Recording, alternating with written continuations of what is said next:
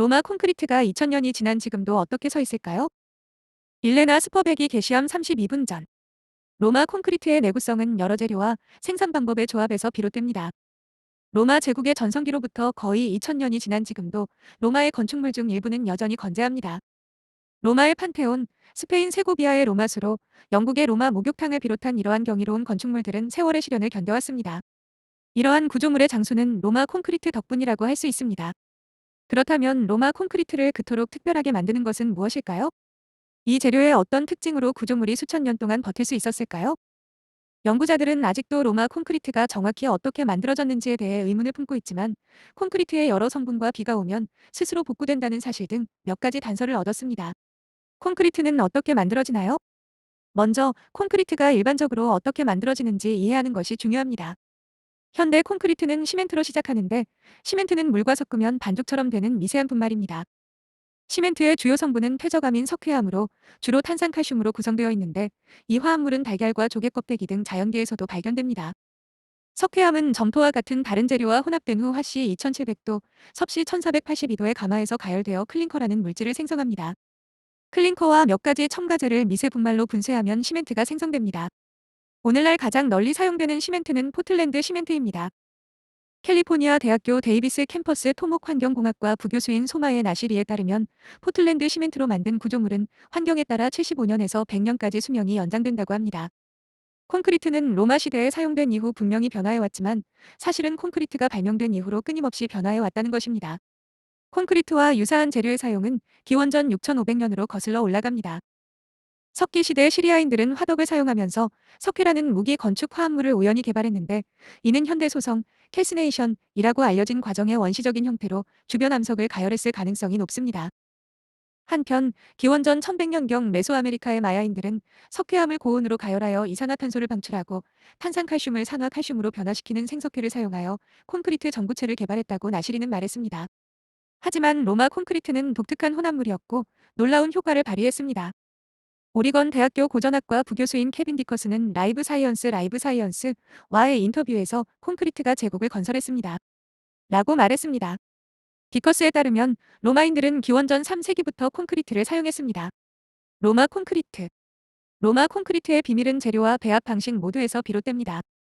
디쿠스에 따르면 게임 체인저 중 하나는 포졸란, 즉 화산재였습니다. 로마인들은 이탈리아 도시 포추올리의 화산재에서 나온 화산재를 사용하여 제국 전역으로 운송했습니다. 오늘날 포졸란에는 석탄 연소의 부산물인 부석과 비산재가 포함됩니다. 화산재에 함유된 실리카와 알루미나는 상온에서 석회와 물과 반응하여 포졸란 반응을 일으켜 더 강하고 오래 지속되는 콘크리트를 만듭니다. 포졸란은 또한 수중에서 경화될 수 있는 수경성 시멘트를 만드는 데에도 사용됩니다. 또 다른 핵심 성분은 석회 쇠설물, 즉 작은 생석회 덩어리라고 디커스는 말했습니다. 이 쇠설물은 로마 콘크리트의 자가 치유 능력을 부여합니다. 콘크리트는 시간이 지남에 따라 풍화되고 약해지지만, 물은 균열 사이로 침투하여 쇠설물에 도달할 수 있습니다. 쇠설물이 물과 반응하면 방해석이라는 결정을 생성하여 균열을 메웁니다. 이렇게 로마 콘크리트는 자가 치유될 수 있습니다.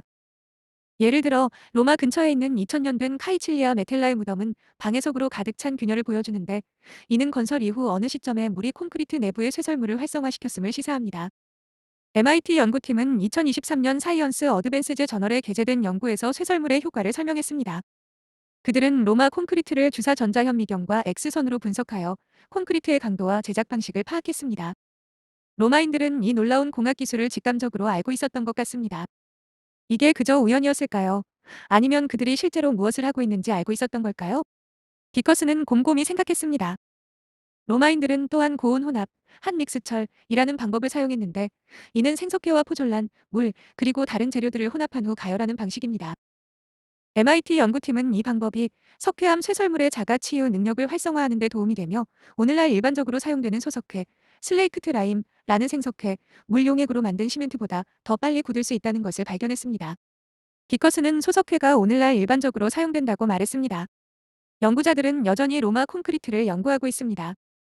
나시리는 우리는 그들이 콘크리트를 혼합하고 재료를 준비하는 데 사용했던 방법 중 일부를 아직 알아내고 있습니다.